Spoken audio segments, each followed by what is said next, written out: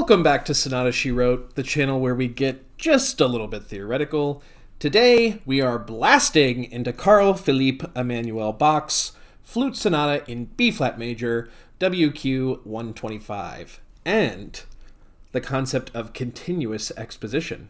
Let's get into it. A continuous exposition is an optional layout that was popular from around 1735 to 1765. Because of that, it's tempting to think of the continuous exposition as being a precursor to a standard layout, or some type of proto-sonata form. But actually, the continuous exposition relies on the standard sonata layout for its unique effect. Of course, everyone knows a typical exposition involves a primary theme, transition, medial caesura, and a secondary theme. But what a continuous exposition presupposes is, what if it didn't? This type of exposition is missing both the caesura and the secondary theme. But before we go too far down the rabbit hole, let's get to the music.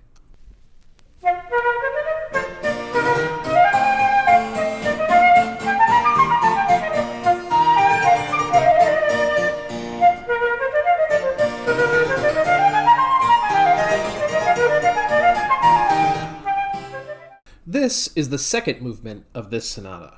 Carl's flute sonatas typically start with a slow, monothematic movement, and a second movement in sonata form follows that. You can see here we've got a nice, simple primary theme, very harmonically stable, which moves into what appears to be a typical transition.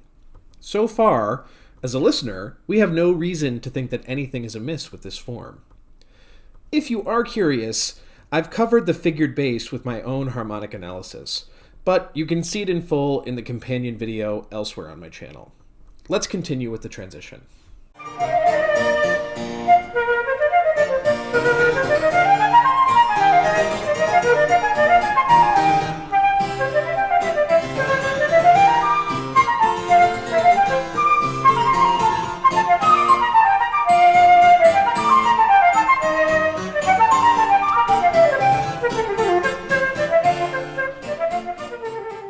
It's in bars 21 to 24 that, as a listener, you may begin to suspect that something a little unusual is happening. The initial primary theme gave no indication that this would be a sonata on a monumental scale, so by all rights we should be nearing a medial caesura. But instead, Carl veers off into some sequences, what Hepikoski and Darcy would refer to as Fortspannung. They describe Fortspannung as a relentlessly ongoing spinning out of an initial idea. It's certainly more Baroque than classical as far as vibes go, but as you can see from this chart, found on page 53 of the Elements, a large part of the drama we experience as a listener is dependent on our own expectation that there will be a medial caesura and a secondary theme. The moment where we begin to doubt this is dubbed as the point of conversion, and is represented by the arrow on the chart and in my score. To my ear, this moment occurs when we experience the sequences that seem to spin us not closer, but farther away from a dominant lock. Carl enhances this uncertainty by giving us a tiny crumb of what we might imagine is a secondary theme in bar 27, before veering off into a new set of sequences.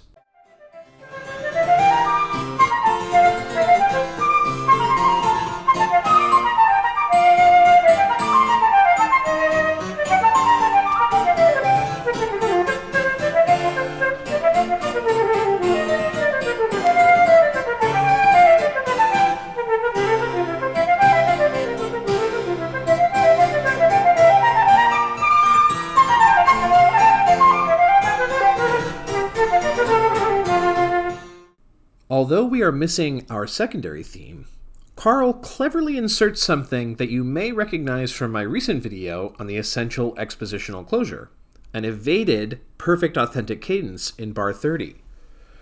Rather than giving us a root position F major chord, he sounds a first inversion secondary dominant of B flat, almost as if threatening us with a return to the original key area.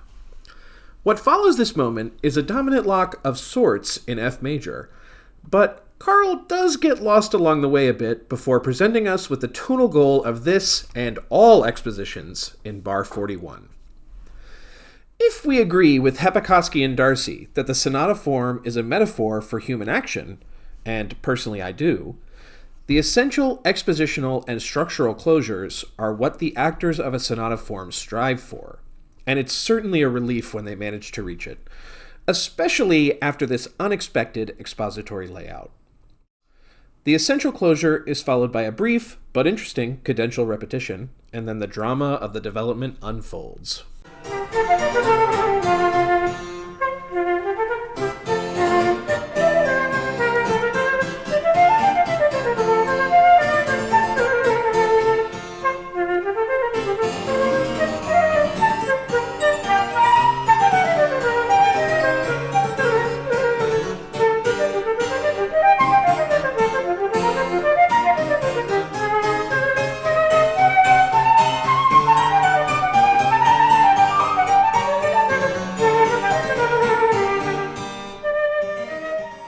This is a wonderful development section. Beginning with a few simple restatements of our P theme, Carl shows the influence of his father, J.S. Bach, with the skillfully increased harmonic rhythm and motive development that ultimately leads us into a PAC in G minor. A perfect authentic cadence in the global six, in this case G minor, is one of the few standard layouts for development. But don't let that make you think that this development section is boring or boilerplate in any way. Remember, our Carl is instrumental in the development of the sonata form. It was his own compositional skill that made this a standard developmental choice. Our recap begins, as before, with a simple restatement of the theme. What has this sonata learned along the way? Can we prune away the dead branches, so to speak?